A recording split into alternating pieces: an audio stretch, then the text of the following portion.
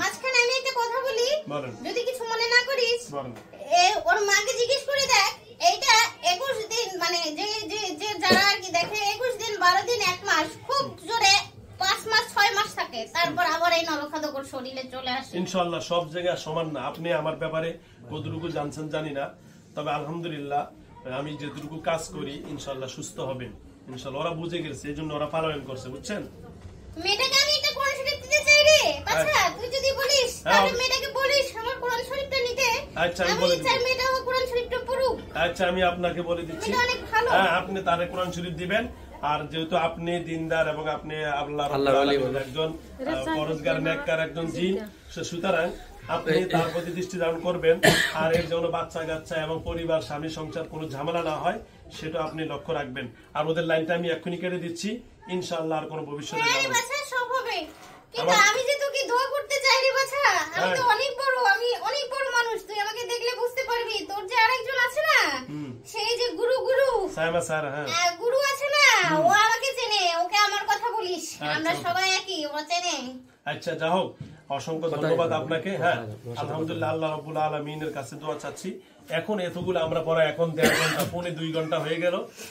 আপনার এই সবগুলো আমি সমাধানের দিকে আসছি। আমি যে কোনো ভিডিও যখন শুরু করি একেবারে শুরু থেকে শেষ পর্যন্ত আমি এটা ফিনিশিং দেই। তো যাও, ওদের যতটুকু পাওয়ার আমি দেখছি, ওদের পাওয়ার আলহামদুলিল্লাহ শেষ হয়ে গেছে, কোনো টেনশন নাই। আমি এখন লাইন কেটে দিব, শুধু আপনার কাছে এটাই চাচ্ছি যে যেহেতু আপনি ওনারে ভালোবাসেন, চান, ওর সন্তানাদি আর স্বামী নাকি চলে আসতেছে, হ্যাঁ বিদেশ থেকে। কোন দেশে থাকে? সিঙ্গাপুরে থাকে। সিঙ্গাপুর থেকে ওর স্বামী আসবে, আসার পরে আমি তো ওদের বাসারই, ওরা কি জানি, ওকে বলিস ইয়াসিনকে চেনে নাকি, আমি ওর হচ্ছে পূর্বপুরুষের পূর্বপুরুষ, ওদের বাড়ির সবাই জানে যে আমি ছেলেটা অনেক ভালো রে বাছা, ছেলেটা অনেক ভালো, অনেক পরে। আচ্ছা ইয়াসিন ভাই বয়স কত? আমার বয়স অনেক রে, প্রায় কত বলবো রে, 3-3.5 এরকম অনেক বছর রে। ও আচ্ছা আচ্ছা ঠিক আছে, যাও তোর বুঝা গেছে আপনি অনেক বড় আল্লাহর আবেদ। তো যাও, আপনার কাছে আমি একটা আবেদন রাখবো, তাহলে আজকে আমি যে কাজগুলা করলাম এই কাজের জন্য আমার কি আর কোনো কষ্ট করা লাগবে? কষ্ট করা লাগবে না, কিন্তু আরেকটা বাছারে তো তুই তো ওদের সংখ্যা জানিস না, ওরা প্রায় 15-20 জন, ওকে প্রোটেক্ট করে সবাইকে একবারে। আচ্ছা সেটা বলছে, ওরা বলছে, এটা সত্য কথা বলছে আমার কাছে, যে আমরা 15-20 জনের মতন আছি, তবে আমাদেরকে যেভাবে আপনি বলেন আমরা কথা শুনবো। তবে যাও, এদের বেশিরভাগই হলে দল অনেক মানে 15-20 জন, তো এখানে বাচ্চা আছে, মহিলা আছে, বুড়ি আছে, তারপর হচ্ছে বৃদ্ধা আছে, আবার ছেলে মানুষও আছে। হ্যাঁ, এই জন্য আমি যেটা যেভাবে করলে ভালো হবে সেটা আমি সেভাবে করে দিচ্ছি। আমার এই কাজের জন্য এই মেয়ের আর কোনো সমস্যা হবে ইনশাআল্লাহ? না, এই মেয়ের কোনো সমস্যা হবে না, কিন্তু একটা কথা বাছা, তুই কি আমার কথা রাখবি? বলেন। তুই আবার এগুলো করতে গিয়ে এমন কোনো কিছু করিস না যাতে আমি এর প্রতি দৃষ্টি না দিতে পারি, কারণ আমি ওদের পূর্ব বংশধর। এগুলো করতে গেলে হ্যাঁ, আর তুই যদি মনে করিস আচ্ছা ইয়াসিন ভাই, আমি ওকে বন্ধ মানে ইয়াসিনকে আসতে দিব না, বন্ধ না, তাতে ওর স্বামীর ক্ষতি হবে। হ্যাঁ ইয়াসিন ভাই, আমি একটা কথা বলি আপনাকে। হ্যাঁ বল। আপনি আমার ভিডিও প্রয়োজনে এরা যখন দেখবে, আপনি দেখেন, বা আপনি আমার সম্পর্কে একটু ঘোরাচলা করে জানবেন। আজকে আমি কোন মুমিন জিনকে কখনো কোন মুমিন মানুষের কাছ থেকে বিদায় করি না, কারণ আল্লাহ নিজেই বলছেন ইন্নামাল মুমিনুনা ইখওয়াতুন ফাসলিহু বাইনা আখাইকুম ওয়াত্তাকুল্লাহ।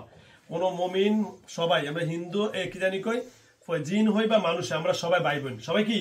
তাহলে আমাকে কথা দিতে হবে। আমি আপনার কথা দিলাম, আজকে থেকে আপনি সম্পূর্ণ ওরে দেখাশোনার দায়িত্ব আমি দিয়ে দিলাম ইনশাআল্লাহ। ওকে, তুই আমাকে দাওয়াত করবি, আমি এখানে তোর এখানে মাঝে মাঝে আসব রে। আসবেন, আমার বোর্ডিং খোলা হচ্ছে, এবং আমার এই খাবারই দেখেন, এই দেখছেন আপনি, দেখেন এগুলা সব খাওয়াইছি, দেখছেন কত খাবার খাওয়াই। তাহলে আমি যদি না খাওয়াইতে পারি জিনদেরকে, এগুলা খাবার কিভাবে খাওয়াই?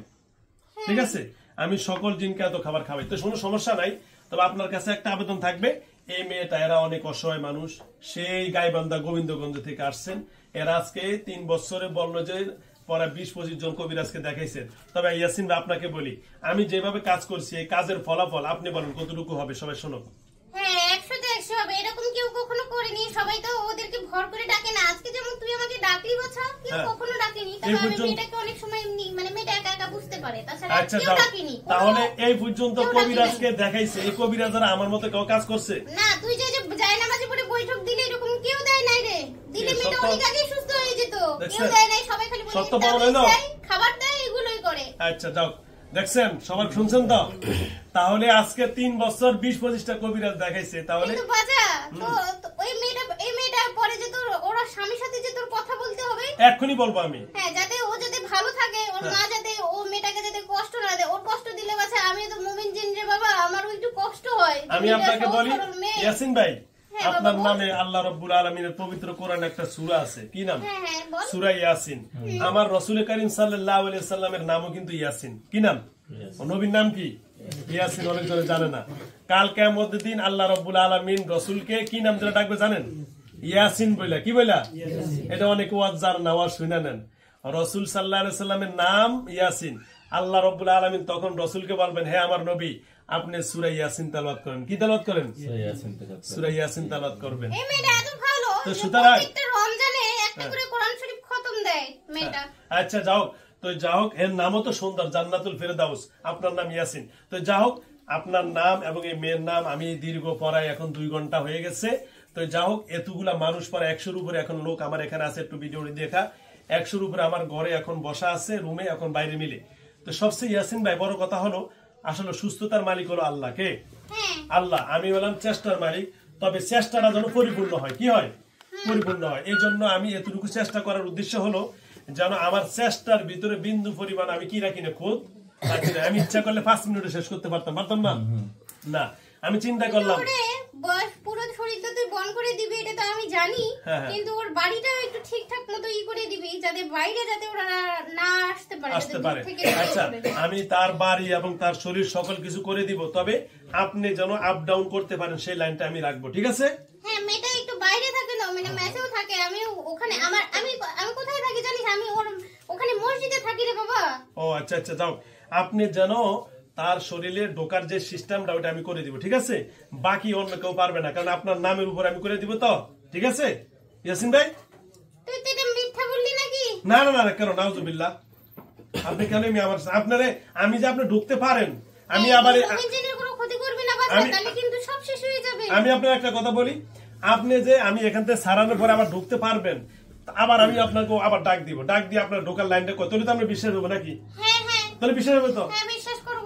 তাহলে আপনি এখন এখান থেকে আমি সব কাজ শেষ করার পরে আমি যখন ওখানে ফাইনালি কাজ করব, কাজ করার পর আবার আপনার নামের উপর ডাক। আমি এখনই বলেছি যে আমি মুমিন জিন, আমি ওদের বংশ পরম্পরা। আমাকে যদি ও মেয়েটা যদি কখনো বলে, আগের মাসেও যদি বলে যে আমার শরীরে কখনো আমাকে মানে আমার কাছে কখনো আসবি না, বিরক্ত করবে, তাহলে ওর বংশ একদম পুরো শেষ করে দিব আমি। আচ্ছা ধন্যবাদ।